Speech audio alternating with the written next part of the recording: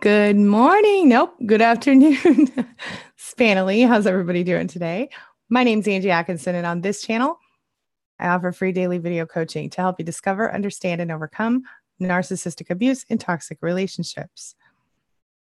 I like to call it toxic relationship rehab. So if that sounds good to you, hit that subscribe button and we will just get going. So I am really happy to see you all today. I'm just getting started. I wanted to stop in. I've got a really crazy rest of the day ahead of me, but I wanted to make sure I stopped in and said hello to everyone. So hello, hello, hello. I'm going to just jump right in here. Catherine, she says, not mentally well today. Well, talk to me, Catherine, and tell me what is going on with you today. I need to know.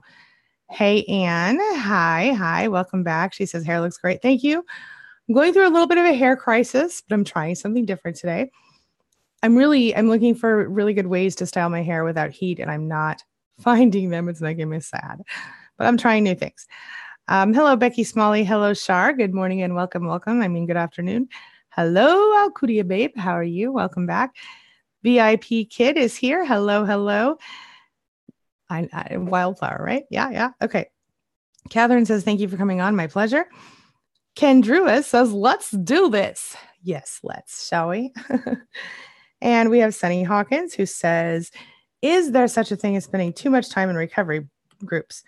My son is proud of me, but feels I spend too much time in the group. Well, here's the deal. If the group is helping you right now, then spend time there. If at any time it becomes triggering for you, or you feel overwhelmed by your responsibilities or by the notifications or whatever, then take a step back from it if it's not working for you.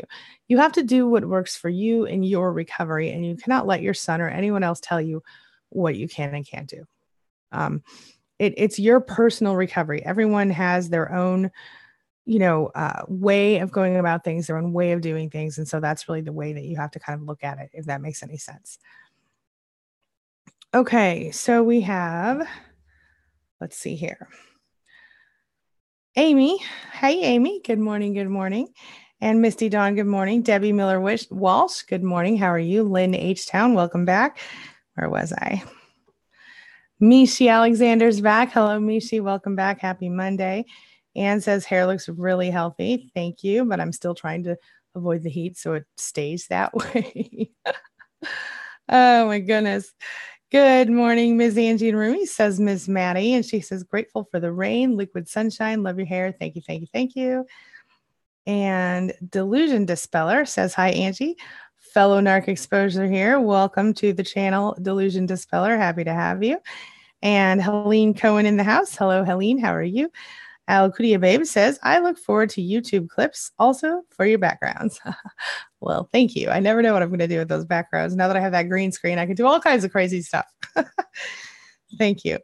Becky Smalley says, I need to ask, my narc sister is demanding to know why I'm not talking to her. Do I have the right to tell her and my mom that I think they are narcissists? Do you have the right? Absolutely. Should you? No. And let me tell you why. The moment you tell someone, I think you're a narcissist, what do you think they're going to do? They're going to Google it, most likely, and then they're going to see themselves and they're not going to like it. So what you want to do is avoid that. You could tell them you think they're toxic or something like that. I would not use the word narcissist with them, only because I've seen it backfire on so many people.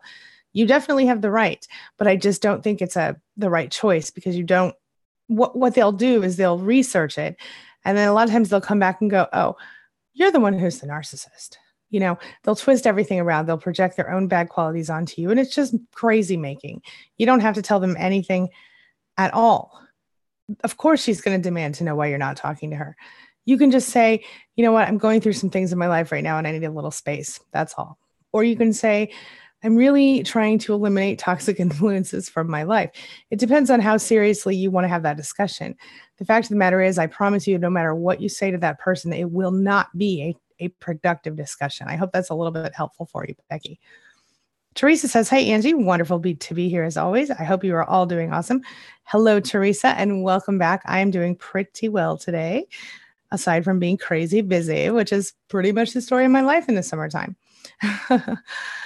Denise says, my ex-narcissist boyfriend has been hoovering me all weekend. Today, oh my goodness.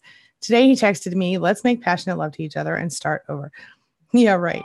Good job. Good for you for not falling for it. Because the fact of the matter is, Denise, that they absolutely, of course, he wants to suck you back in. Either he's missing your good supply or he's thinking, well, I don't have anybody else to hang out with right now. I might as well hang out with Denise.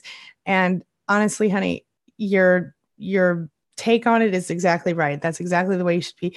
Yeah, right. Seriously. Good stuff. All right. Anne says, anywho, I lost my confidence to find a job. Hate the job I'm in. Is confidence loss a side effect from being with a narcissist? Oh, honey, yes, indeed it is. Yes. And the truth is that I think that the way that we start to change it is we start to decide, okay, do I have to accept the limitations the narcissist put on me, right? Something I have a lot of people do, and I've talked about this before, and you've probably heard it. And if you have, sorry, but I'll make it quick. The best thing you can do here is to go ahead and make a list of all the things that are in your head that are negative self-perception. So if you think, for example, in this case, you can't get a good job because you're not qualified, or you can't get a good job because people won't like the way you look, or they don't like the way you talk, or whatever, write all that stuff down. Okay. And it doesn't have to be just job related, but I'm just using this as an example. So maybe one of your issues is I can't find a good job because, people don't like me when they meet me. Let's say, I'm just making this up. And if that's the case, write that down. And then I want you to really think, where did that perception come from? Why do I think that about myself? And $10 tells me that you might, I'm betting $10, maybe you can think that some negative person in your life, whether it was the narcissist most recently or someone from your past, who, that person may have put that stuff in your head. And maybe another negative perception is that you don't deserve to be happy. Write all that stuff down and then let it sit overnight or something. And the next day, go back to it and read them again and decide what your new truth is going to be. So if your first, negative thought about yourself is that you can't get a job because people don't like you, well, then cross that out and say, I can have any job I want because everybody likes me, something like that. And kind of go down the whole list that way and change the negative perception to something positive. I find this to be an incredibly effective exercise. And as you're doing that, I want you to really imagine that belief is flying out the window and your new truth is in place, and then start to live in that new truth. I hope that helps a little bit. All right. But yes, definitely a side effect. Yes. It's Me is here. Hello, it's me and welcome. And It's Me says, what should I do if my best friend and biz partner is suddenly not talking to me? I don't know what to do. I'm recovering from a narcissist and I'm an adult child of an alcoholic. Okay. My guess is that it has to do with potentially a smear campaign. What I would do and what I've recommended to clients and to even recently my own child who's dealing with a situation similar to this is to let that person know, say, hey, I don't know what's going on with you, but I just want you to know I'm here whenever you're ready to talk. However, I'm going to stop bothering you until then because I don't want to waste your time or mine. Leave it at that. And then and you can even throw in, hey, I really miss talking to you or something like that. Because the fact is, maybe you're dealing with a smear campaign, or maybe you're dealing with some other negative side effect of having gone no contact with that narcissist. And if you have any other details for me, please let me know what they might be. Being an adult child of an alcoholic, you've already got it, especially if you have worked through some of that stuff, you're already going to have certain tools in your arsenal. Now, if this is all new to you, a lot of the stuff that we talk about here that's related to narcissistic abuse recovery is also directly related to being an adult child of an alcoholic. So I hope that's a little bit helpful for you. Let me know your thoughts on that. Bible News Radio, Stacy, hello, welcome back, friend. How are you? And Sunny Hawkins says, yes, ma'am. Thank you. Good. And she says, you look lovely too. Well, thank you. I appreciate that. And let's see. Linnell says, tough one going on. Thanks for having your page. I so needed to vent and I have no one to really call. I'm so sorry to hear that, Linnell. Tell us what's going on. Fill us in. JS Schedules here. Hello, JS. How are you? JS says, hi, Angie. Question. Oh, my ex cut all of my daughter's hair because they temporarily dyed it with Kool-Aid. He did this at his fiance's suggestion after calling my daughter's trash. Oh, that peeves me right off. Let me see if I can find the rest of that. JS. Where did it go? Okay. She says he is also requesting our older daughter to pay him for her haircut she did not want. Both of my daughters had long hair past their shoulders. It is now up to their ears. My daughters were traumatized. Oh my God. I'm so sorry. Let me see if I can see any more of this. JS, this is terrible. And I'm really sorry this happened to your poor, sweet daughters. Obviously, I would tell them to, hit the road about getting their reimbursing him for the haircut. And I think that it's, this is pretty serious. If they didn't want this haircut and he did this because his fiance decided that your daughters were trash or he was trash or whatever, or, he decided they were trash. This is disgusting and offensive. And I'm sure that they were very upset by it because, it takes a long time to grow your hair out.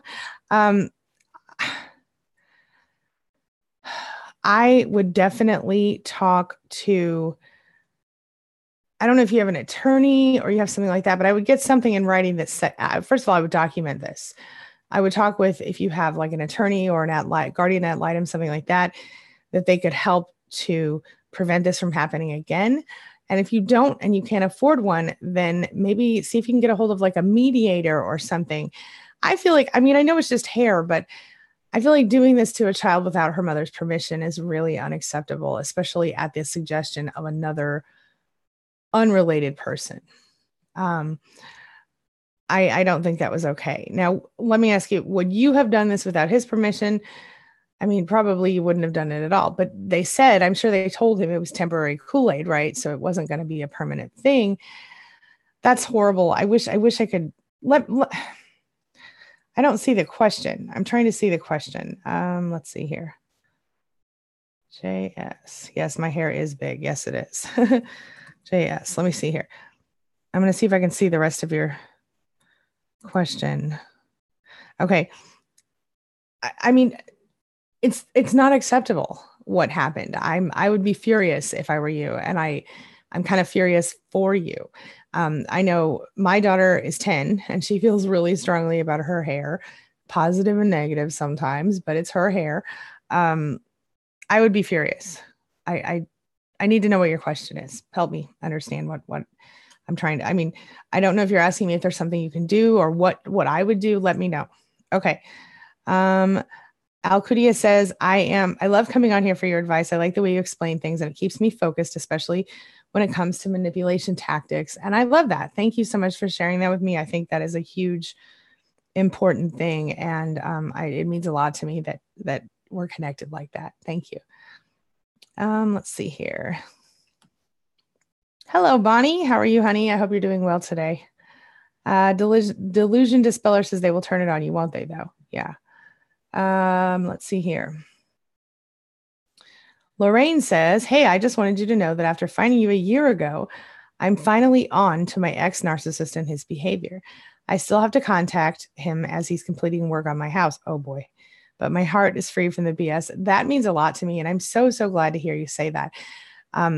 Lorraine, I think just knowing the truth is really helpful a lot of the time. Knowledge is truly power. It really is. And I think it's a beautiful thing. So thank you so much for sharing that with me. I appreciate you. VIP Kid says, I had a best guy friend last year who was and is super depressed from a nasty divorce and now co-parenting. We got involved. It was unhealthy for us. We reconnected. I wonder if I shouldn't be friends. I had gone no contact since the winter, but we miss each other. He is such an emotional mess. If you're sure he's not a narcissist, then you have to decide. Sometimes people who are narcissists or any toxic person in general will use the sob story thing, will use the emotional mess thing to get attention. And as an empath, we tend to want to help those people. If, however, it's triggering for you or it's making you feel miserable, then you need to not do it. If you really miss him and he really misses you and you think there's a way that you could potentially start to have a healthier relationship with him. If you think you could lay some groundwork and say, listen, I really can't handle the drama. So please, let's keep it, casual, or let's keep it friendly, or however you want to say it, maybe that's what you want to do. I guess give me a little more detail as far as what you are thinking you should do. I mean, if you miss him and he's not a narcissist and you're sure of it, then I think it would be safe for you to be friends. But I think my guess is that the emotional mess factor makes it really hard for you. It makes it hard for me sometimes. I have friends sometimes who the only time they ever talk to me is when they're sad. And that's very difficult, because sometimes I hear a lot of that. So I think if you're in a position during your recovery where you're not quite ready to, deal with the emotional baggage of someone else, then maybe it's not the best idea to get close again. It's kind of up to you. What do you think?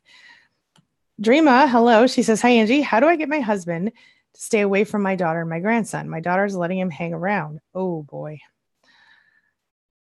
If you are concerned about their safety, or you don't want him to be, I guess my question is, does your daughter want him around or not? If your daughter does not want him around, then she needs to take action to make that happen. Because if she's like, Mom, why won't this person leave me alone? Then you need to, if it's her father, then you need to tell her, hey, you need to let him know you don't want him around, because no matter what you say, that narcissist will not hear you anyway, so if you're like, hey man, she doesn't want you around, stay away, then he's going to be like, whatever, and keep doing what he wants.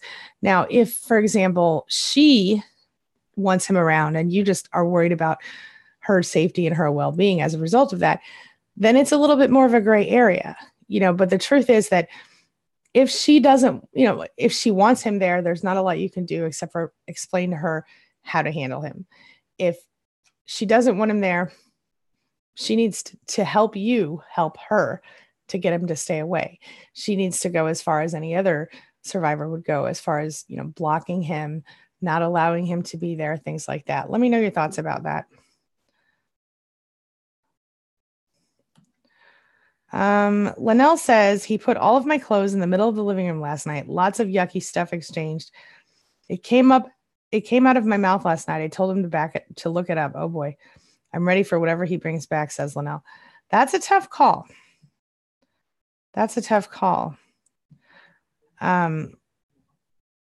Linnell says, then today he comes out talking all nice. If you really plan on moving out of our room. Yeah. That's common. It's when they look it up, sometimes, those on the lower end of the spectrum might see, oh, maybe I'm really acting like that. You've also got these who have these narcissistic fleas, who are just people who were raised by narcissists and don't know anything different, but they still have some empathy in there somewhere. And if that's the case, you might get lucky and maybe he'll change his ways. But I think in general, you have to understand that chances are he may not respond well to this in the long run. Let me know your thoughts about that. Let's see here. Alcudia Babe says, my mom absolutely thinks I'm crazy at all times because she says I look too deep, but I feel I'm only bettering myself. Honey, I'm not trying to say that your mother's a narcissist, but I am saying that usually when we end up with a narcissist, we have somebody toxic in our past, usually a parent. So let me know your thoughts about that. Is it possible that your mom has some toxic tendencies, or that she herself is a victim of a narcissist and that's why she's afraid to look too deep? Let me know your thoughts. And absolutely, I think that you should stay focused on what works for you and not what anyone else thinks. Hey, soccer mom, welcome back. And Anne says, I'm crying. Thank you. New truth is in place. I will do it. I love it. I love it. I love it. I love it. I'm so proud of you. Let's see here. Let's see. Alcudia Babe says, I have to do that list when I'm at my slimming world because I need to change perspectives of myself. Yes, we all have to change our own self-perspective at times, as well as the perspective that we have looking out onto the world.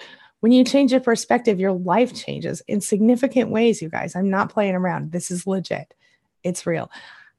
I have literally changed almost every aspect of my life with this. Yeah.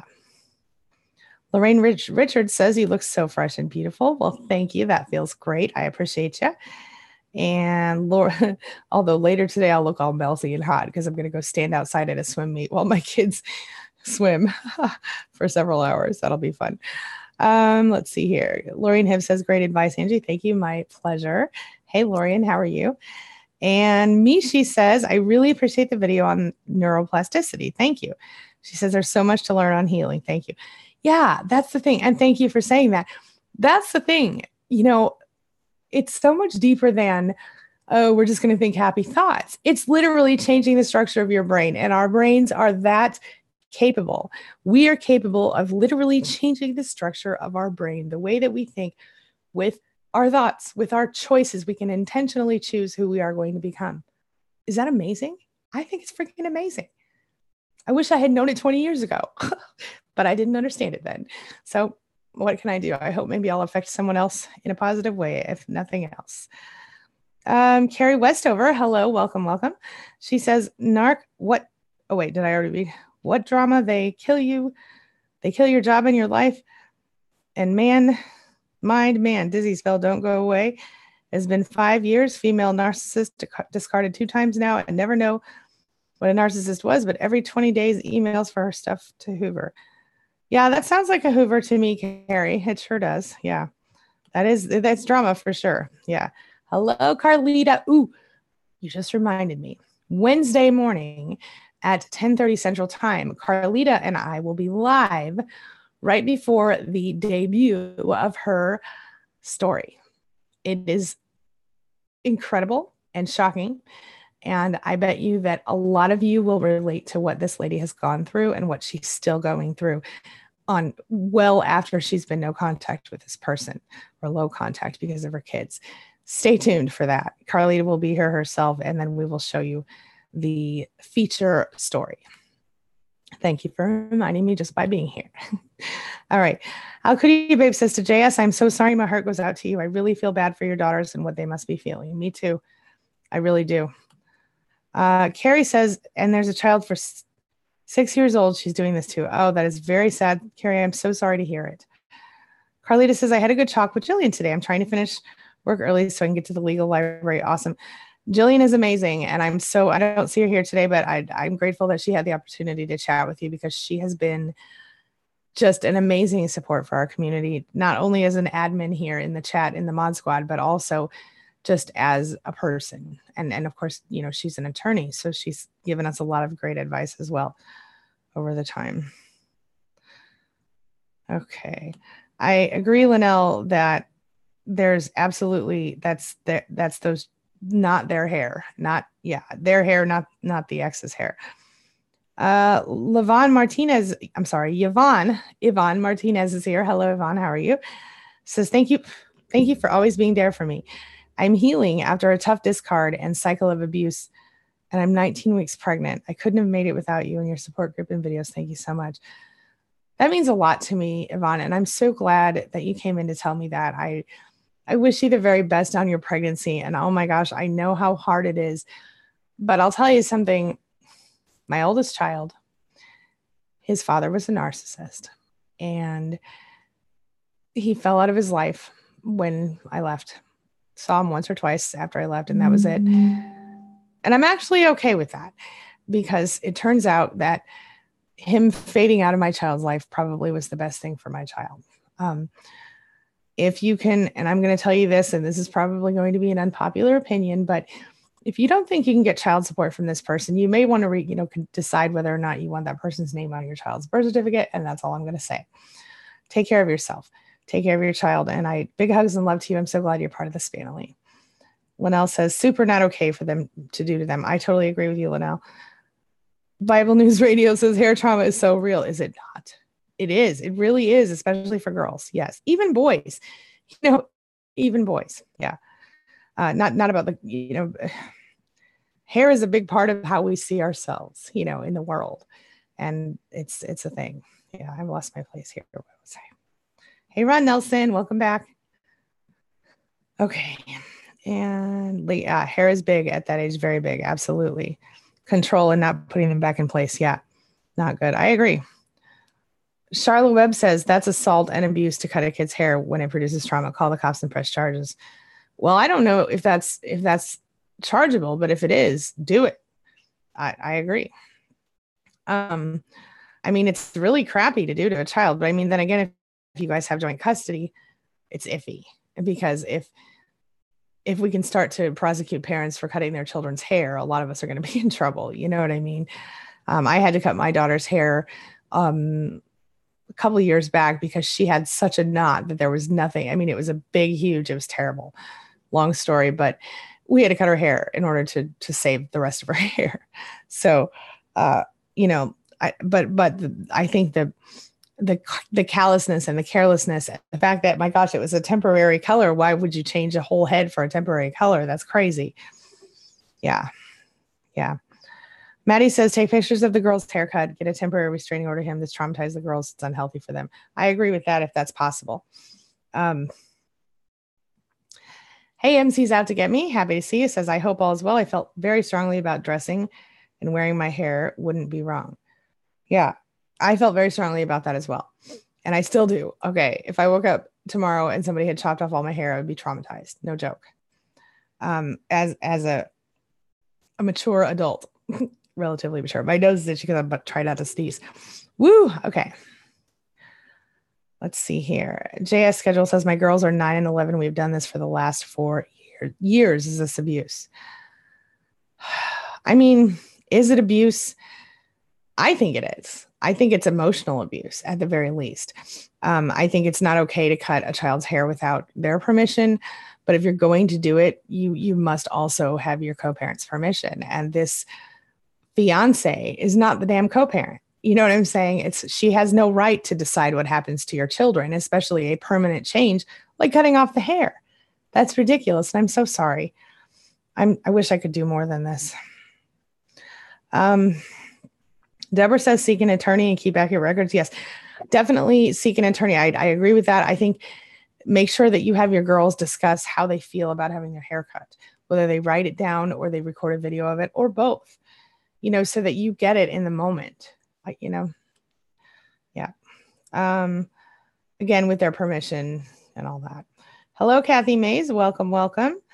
Ron Nelson, again, welcome back. Linnell says we started at a nice music venue. Then I asked if he wanted to know how I've been healing. Off we went. I'm not having fun. Leaving. Are you coming? I came with him. No. I don't know what this means. No bag, flashback. I don't know what that means. I'm so sorry. I'm probably missing something. Deborah says, how do you handle your emotions when going through a divorce from a narcissist? Well, Deborah, one of the things that I really think that we forget is when we're in the marriage, very often we sort of stop feeling stuff. We sort of shove down our emotions because it's less difficult than actually dealing with them. And so if you're in that situation, then what I suggest to you is to first allow them to flow, allow yourself to feel them, because you haven't done that in a while. Not really. Work through them, you know, but give yourself an end date on the crying and the throwing things and breaking things and whatever it is you need to do to get through it. So if, for example, normally you would, say not, let's see. Normally, if something happened in the relationship and you would just shove it down and forget about it, you know, let it out. If you guys have been together, say 10 years, maybe you want to give yourself 2 weeks. If you've been together 20 years, maybe a month. If you were together, 1 year or less, then maybe you want to give yourself a weekend, whatever it is, or a week or whatever. Give yourself a specific amount of time to go through this process where you cry and break things. During that time, you're going to focus on self-care, journaling, letting out those feelings, watching sad movies if you want, listening to sad songs if you want, whatever, get the feelings out. Once you've done that, you decide, okay, so let's say if you're doing the weekend thing, you decide, okay, so today is the day I'm allowed to do this sad thing and this emotions thing, whatever. And then let's say you're starting on Monday, you're going to have your new life. So Monday's your date, circle it on your calendar. When Monday morning comes, in fact, Sunday night before you go to bed, tell yourself, this is it. Tomorrow morning, I'm starting my new life. Now, does that mean that on Monday morning, you're going to feel great and everything's going to be awesome? No, it just means that after you give yourself some time to be sad, you're going to intentionally change your vibration. You're going to intentionally choose to not focus on the negative things anymore. If you have to deal with a narcissist, only do so as much as you have to, and then nothing else. And at that point, business only, no more emotions for that person, and during the time that you're kind of doing your emotional sort of purge, you're not going to want to contact the narcissist. You're going to want to stay focused on your own healing.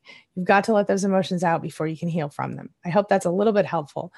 And then if you want, to start to focus on intentional vibration management after that, you want to go through and decide, for example, if you have negative thoughts coming in your head, like I really miss this person, you go, no, you stop the thought. And I like to say, I now cancel that thought and I replace it with this affirmation of my true divine desire. And then I say something I do want in my life.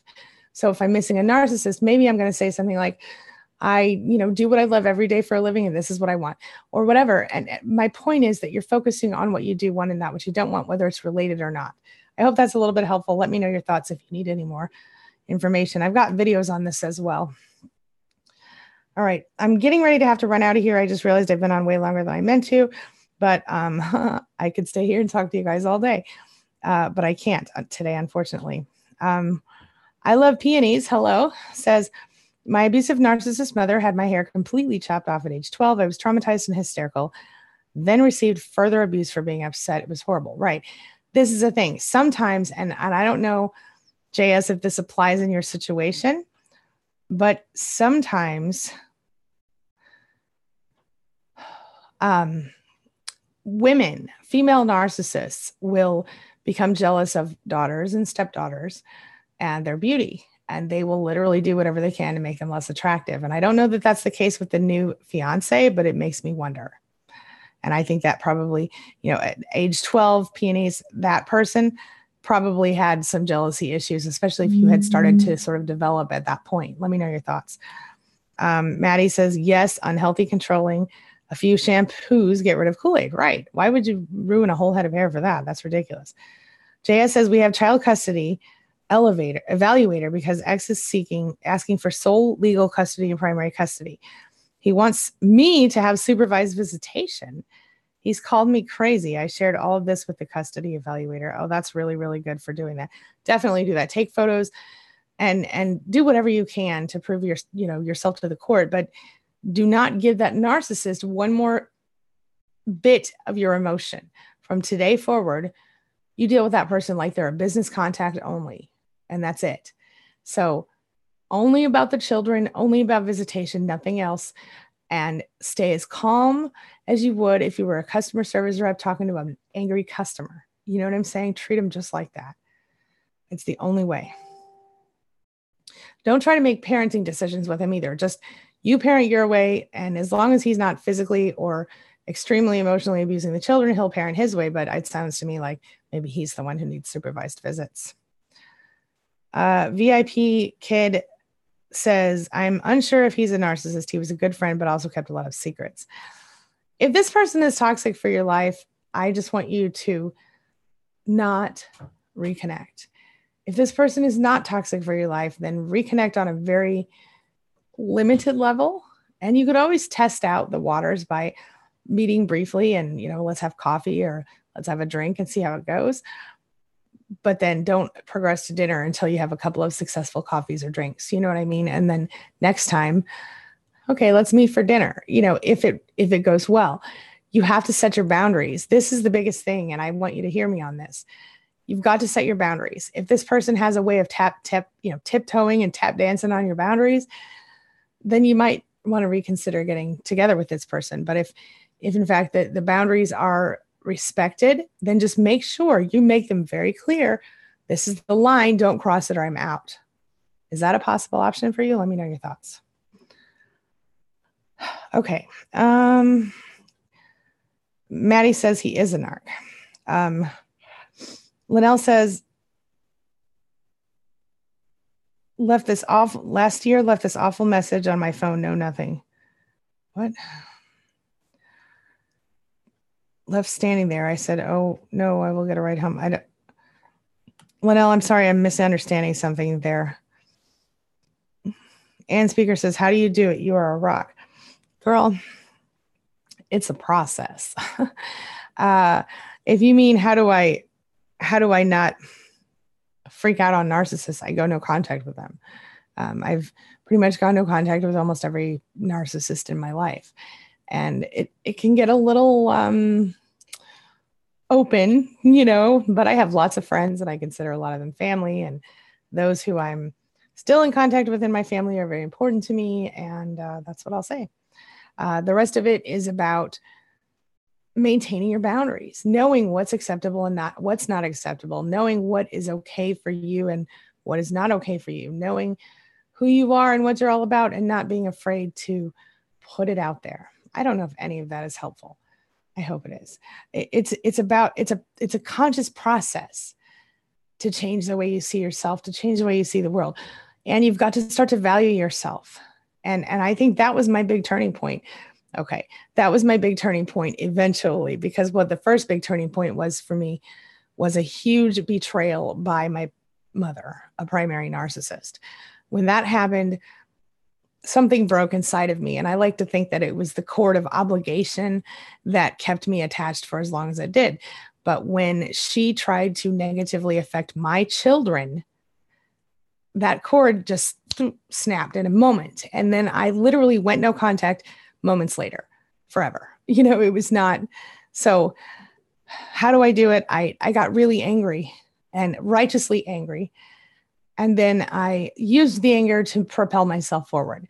And then once I got out of that and I calmed down, I recognized that not only did I feel more relaxed than ever, but I was also happier. And then over time, what happened is I lost 100 pounds, and my family moved from a kind of okay house to a pretty nice house. And we changed our lives for the better in so many ways. And then I recognized a lot of other things in my life. So it's a big process, but it can be done. If I can do it, trust me, every single one of you can do it.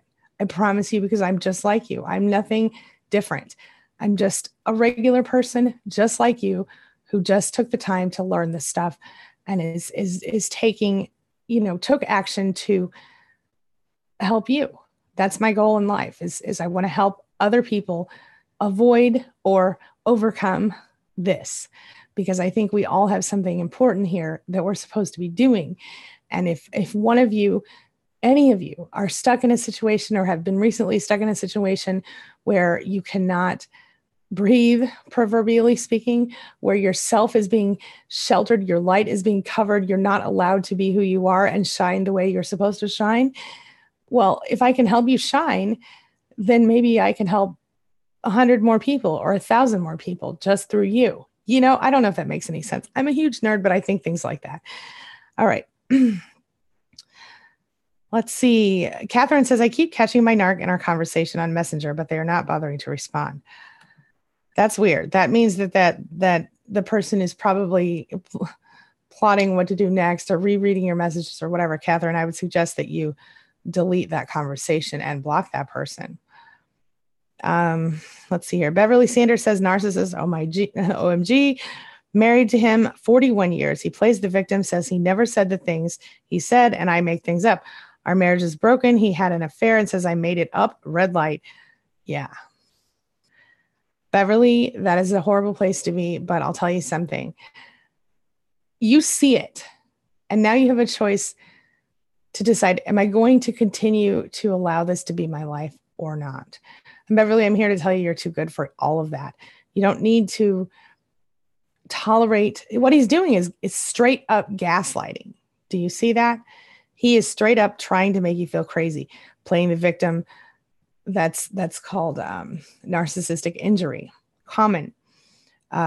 Saying things that denying what he said, saying you made things up, denying his affairs, saying you made things up. Straight up gaslighting. It is. And seeing it and being aware of it is really an important part of, what recovery. Discover it. You're doing that. Now you need to start to understand it a little better and start to overcome it. And you're going to be there. It's a process. And then you'll start to evolve and life will get a lot better. Okay. Linnell says, the clothes in the living room, move out. Don't put me anywhere for the wedding. I will do my own thing. His wrench, too, threw at the wedding I'm thinking now. I feel like I'm missing your point, Linnell. I'm sorry. I don't know what we're talking about. I don't know what the wedding is. Are you moving out of his house? Is that what you're saying? And if you are, I say go for it if you can.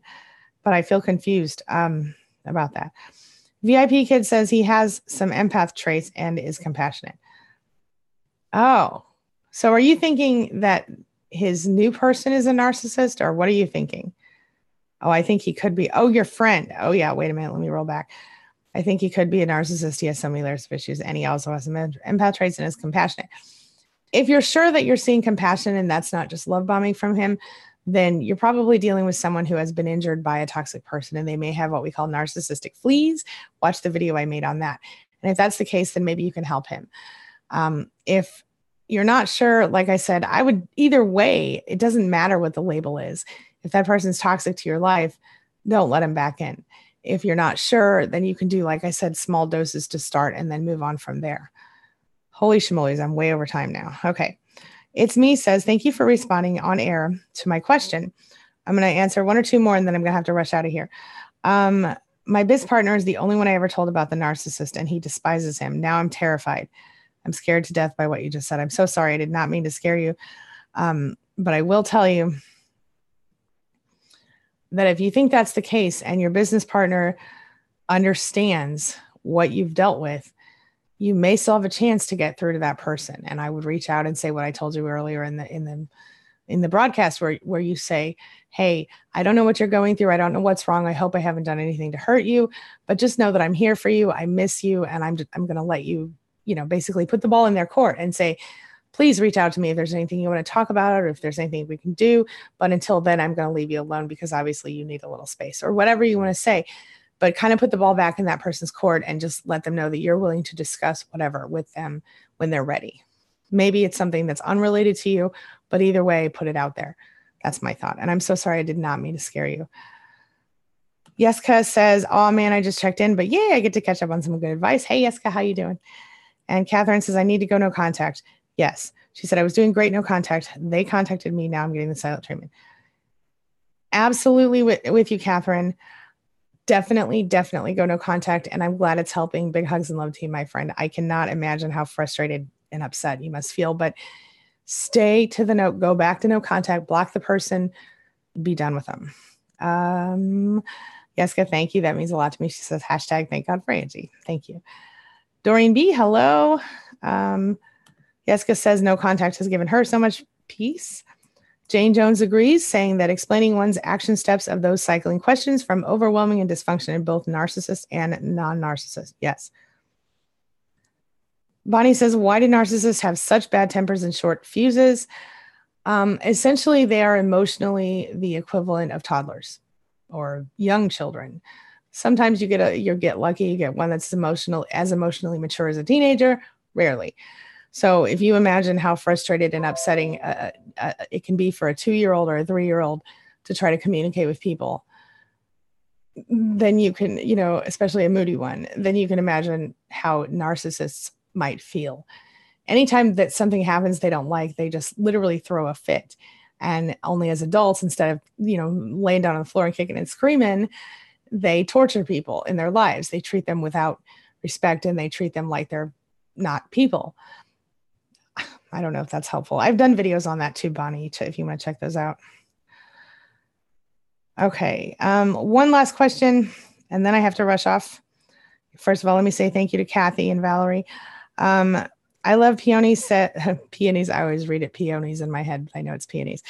Said, hi, Angie. How do I handle aging narc father who continues to gaslight and blame me for severe childhood abuse my mother inflicted on me? Dealing with trying to limit contact and guilt. Maybe this will help. It is not your responsibility as a child to take care of your parents' emotional need, emotional health, any of that. Your father should have done something to prevent your mother from abusing you. And because he didn't, he was essentially also abusing you. you don't owe him anything. I understand he's aging and I understand they're very good at guilt.